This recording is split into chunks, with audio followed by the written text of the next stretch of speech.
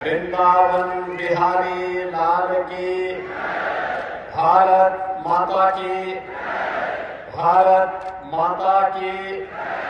वंदे वंदे वंदे। नमः पार्वती पतिये हर हर।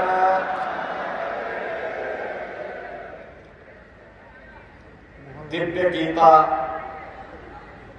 प्रेरणा महोत्सव जियो की सरसंघ चालक परम श्रद्धेय डॉक्टर मोहन राव भागवत जी, संस्थापक जियो गीता पूज्य अखिल भारतीय आचार्य महासभा के महासचिव पूज्य स्वामी परमात्मानंद जी महाराज, जगत गुरु रामानुजाचार्य पूज्य स्वामी श्रीधराचार्य जी महाराज, जगत गुरु पूज्य स्वामी संतोषाचार्य सतवा बाबा जी, बहन और भाइयों, मैं सबसे पहले भगवान श्री कृष्ण की पावन जन्मभूमि और लीला भूमि के प्रदेश उत्तर प्रदेश में दिव्य गीता प्रेरणा महोत्सव के आयोजन के लिए आयोजकों को हृदय से धन्यवाद देते हुए परम श्रद्धेय सरसंघ चालक जी का इस महोत्सव में हृदय से स्वागत करता हूं, उनका अभिनंदन करता हूं।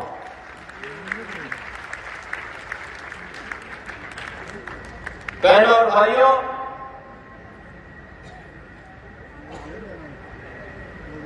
दिव्य गीता प्रेरणा महोत्सव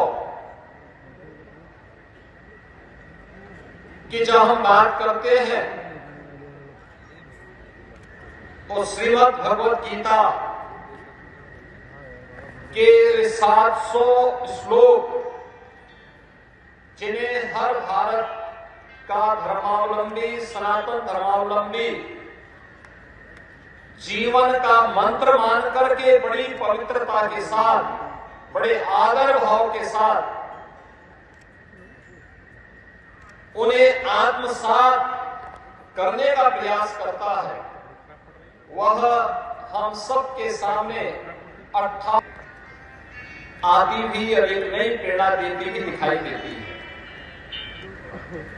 और जैसा यहाँ पे पूज्य स्वामी परमात्मानंद गिरि जी महाराज ने कहा था कि धर्म से ही शुरू होता है, अंत में भी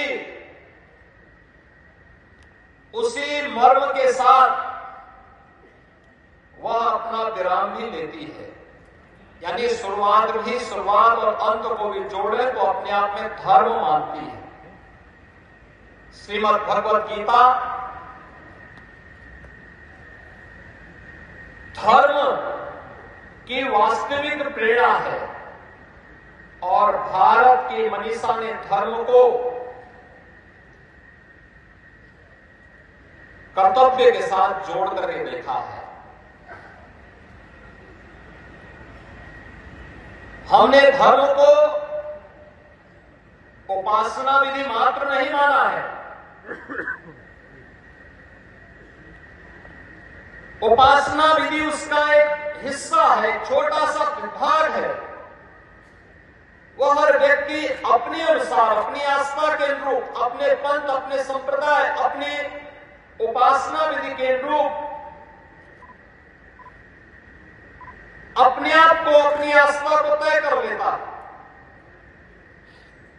लेकिन मुख्य रूप से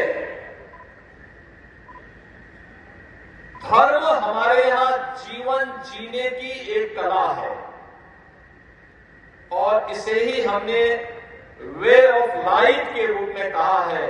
और वे ऑफ लाइफ यही है श्रीमद् भगवत गीता, जो भगवान की दिव्य वाणी है। जिसके महोत्सव के साथ आज हम सबको जोड़ने का अवसर प्राप्त हो रहा है। याद करिए, जब पहला श्लोक आता है, धर्म क्षेत्रे कुरुक्षेत्रे समवेता युत्सव, यानी धर्म क्षेत्र से ही शुरू होता। धर्म क्षेत्र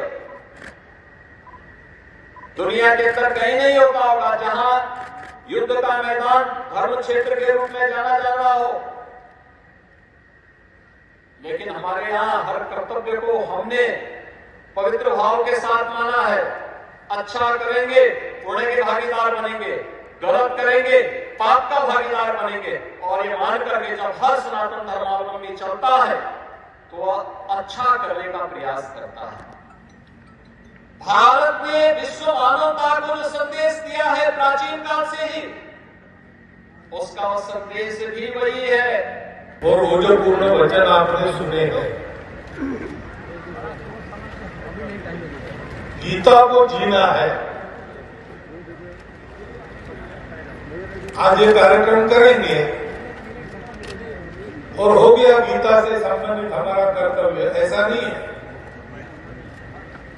इस कार्यक्रम में हम इसलिए उपस्थित है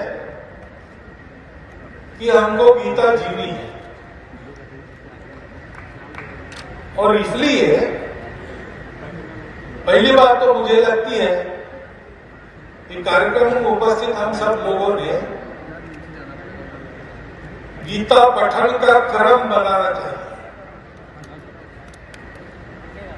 700 श्लोक है, रोज 2 श्लोक पढ़ेंगे और उन पर मनन करेंगे। उसमें जो सार मिलता है उसको अपने जीवन में लागू करेंगे, जीवन की एक एक कमी सुधारेंगे, तो हमारा जीवन वर्ष भर में गीतामय बनने की दिशा में बहुत आगे चला जाएगा। और उसकी आवश्यकता है, क्योंकि कुरुक्षेत्र पर जैसे अर्जुन मोहग्रस्त हुआ था, वैसे आज सारी दुनिया जीवन के रणांगण में भयग्रस्त होकर, मोहग्रस्त होकर रास्ता सूझ नहीं रहा है, इस अवस्था में बैठी है।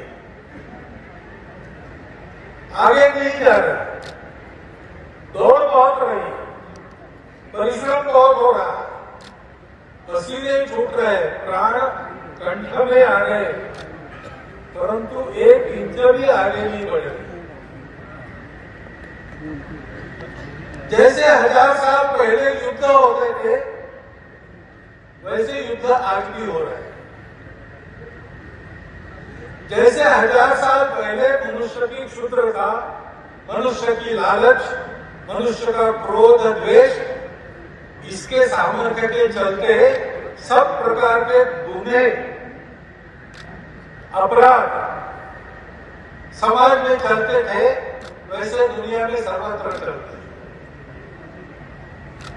भौतिक सुख समृद्धि बहुत हो गई, लेकिन जीवन में नीति नहीं, जीवन में शांति नहीं, जीवन में संतोष नहीं, और इसलिए जीवन में विश्राम नहीं। यह स्थिति है। एक के बाद एक सब लोग कह रहे कि हम बहुत इस रास्ते पर बढ़कर चले आए, लेकिन हमको लगता है हमारा रास्ता गलत था। सही रास्ता चाहिए, और सही रास्ता कहां से मिलेगा? भारत से। क्योंकि भारत की जीवन परंपरा वो ऐसी है कि उसके प्रभाव के दिनों में उसने सारी दुनिया को सुख शांतिमय दुनिया बना दिया। भौतिक ज्ञान की भी परमावधि और नैतिक उत्थान की भी परमावधि एक साथ। जीवन में अर्थ काम की कोई कमी नहीं, फिर भी सारे लोग धर्म से परस्पर व्यवहार करते हुए मोक्ष की और अपने जीवन को अग्रसर कर रहे हैं। इस प्रकार का अपने देश का चित्र था और उसी का अनुकरण सारी दुनिया करने के कारण सारी दुनिया में कमनी कैसी स्थिति रही, 1 साल 2 साल नहीं, 3000 साल तक। उस जीवन को दुनिया चाहती है और दुनिया जानती है कि भारत के पास ये ज्ञान है। और श्रीमद् भगवद गीता युगों युगों के जीवन के अनुभव से भारत में जो ज्ञान स्थिर हुआ है, उस ज्ञान का सारांश है। सर्वोपनिषदो गावो दुग्धा गोपाल नंदना। सत्य के निकट बैठकर जो ज्ञान प्राप्त किया, अनेक धाराएं चली, अनेक संप्रदाय चले, अनेक नियम व्रत आदि चले, उन सबका जो निचोड़ है वो भगवद गीता में बताया गया।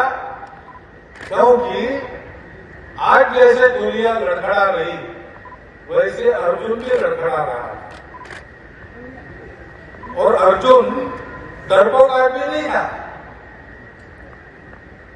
अर्जुन आसानी से मोहग्रस्त होने वाला व्यक्ति नहीं था। वो तो कर्तृत्व का मूर्तिमंत का प्रतिमान था। अत्यंत विपत्ति के क्षण में भी जहां सारी बातें लगती होगी अपने खिलाफ है, वहां भी अपने धैर्य को न खोते हुए वो विजय प्राप्त करने वाला, उसका एक नाम ही विजय है। ऐसा अर्जुन वो मोहग्रस्त हो गया। तब गीता का उपदेश हुआ। अर्जुन के प्रश्न बड़े गंभीर थे कि राज्य के भोगने में अपने ही बंधुओं को क्यों मारो।